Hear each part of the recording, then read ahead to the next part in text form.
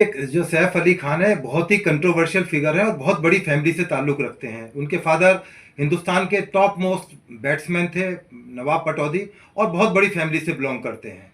उसके अलावा जो करीना कपूर कपूर फैमिली है वो भी बहुत बड़ी फैमिली है। अभी पीछे मोदी जी से मिल के गए, तो ये भी एक लगाया जा रहा है कि चूंकि मोदी जी से इनकी नज़दीकियां बढ़ने लगी हैं तो ये भी इसका कारण, ये तो अंदाज हैं, क्यास लगाए जा रहे हैं। अभी जिस तरह से एक और चल रहा है कि तैमूर, चूंकि उन्होंने नाम रख दिया, तैमूर एक आक्रांता था जो बाहर से आया, समरकंद से आया, और दिल्ली के अंदर 15 दिन के अंदर उसने 1 लाख आदमियों का कत्ल किया, हिंदुओं का कत्ल किया, उसके बाद फिर वापिस समरकंद चला गया। तो ऐसे आदमी का नाम पर तैमूर का नाम क्यों रखा गया है, समरकंद वापिस चला गया। तो बहुत सारे ऐसे विषय हैं जो इस सारे मामले को घुमा रहे हैं, फिरा रहे हैं। परंतु क्राइम का एक अपराध का नियम है, जर जोरू और जमीन, जिनकी वजह से अपराध समाज के अंदर होते हैं। अब चूंकि इस हमारे केस के अंदर कोई भी चीज अभी तक मोटिव एस्टेब्लिश करने के अंदर पुलिस कामयाब नहीं हो पाई है, या अभी तक कोई ऐसे सूत्र नहीं मिले हैं।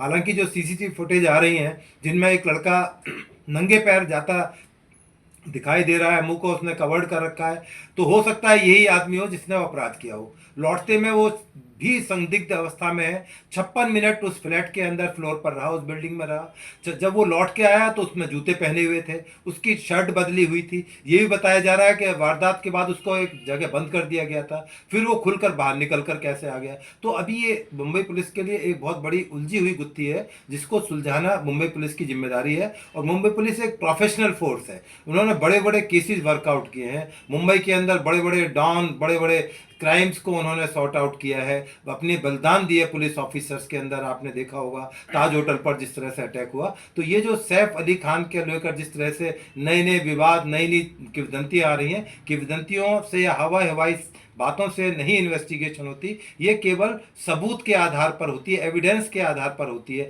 अब तक जो एविडेंस आए हैं वो पुलिस तमाम चीज़ें पब्लिक डोमेन में तो लाएगी नहीं, क्योंकि इससे इन्वेस्टिगेशन रुक जाती है और मुलजिम को उसका फायदा पहुंचता है। तो बहुत सी ऐसी चीज़ें हैं जो पब्लिक डोमेन में भी नहीं है। पुलिस रात दिन काम कर रही है, 20 टीम उसके लिए पुलिस की संगठित की गई हैं। एक लिमिटेड इंफॉर्मेशन पुलिस मीडिया को दे पा रही है, क्योंकि मेन जो सस्पेक्ट और मुलजिम है अभी तक उसको अरेस्ट नहीं किया जा सका है। तो ये आने वाले समय में तमाम चीज़ें, जो कॉल डिटेल्स हैं, वहाँ पर जो सीसीटीवी की फुटेज हैं, लोगों के जो बयान है, उनकी इंट्रोगेशन है, उससे बहुत सारी चीज़ निकल कर आएंगी। तो हम सबको इस पर राजनीतिक सब्जेक्ट नहीं है, ये अपराध से जुड़ा हुआ सब्जेक्ट है। इसमें कांग्रेस, बीजेपी, शिवसेना, इन सब पार्टियों से नहीं, ये तो अपनी अपनी रोटी सेकने के लिए कुछ भी कह सकते हैं। परंतु चूंकि पुलिस की जिम्मेदारी अदालतों के प्रति है, उनको बताना होता है कि इस अपराधी को इस वजह से अरेस्ट किया गया, इसके खिलाफ ये सबूत हैं। अभी जिस शाहिद के बारे में बताया जा रहा था कि वो मेन एक्यूज पकड़ा गया, पुलिस ने उसको छोड़ दिया क्योंकि उससे वो मैच नहीं खा रहा था, उसकी इंट्रोगेशन से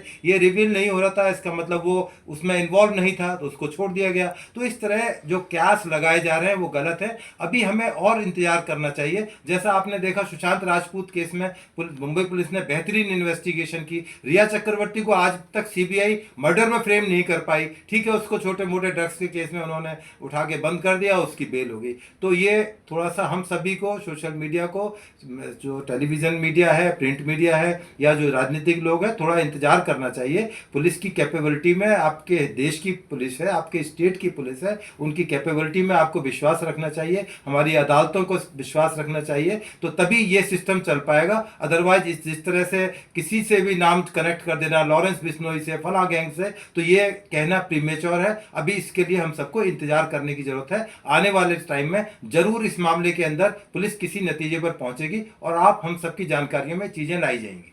जी सर, धन्यवाद सर। सर, एक और चीज़ मैं ये जानना चाहता हूँ, जैसे आपने इसको फ्रेम किया होगा कि अभी जो इन्वेस्टिगेशन में कुछ भी बातें सामने आ रही हैं, तो उसमें आपको ये दिखाया जा रहा है कि वो बच्चे तैमूर को किडनैप करना चाहते थे।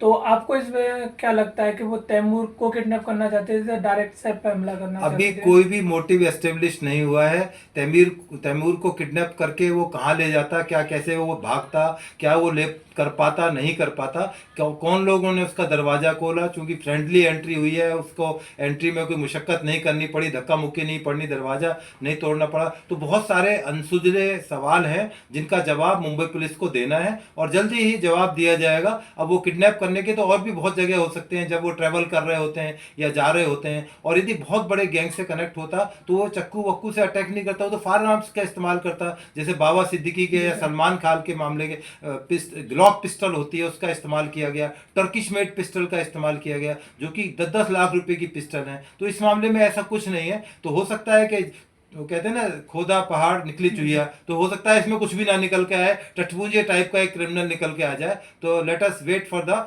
Outcome of the investigation. जी सर, बहुत बहुत धन्यवाद। नमस्कार।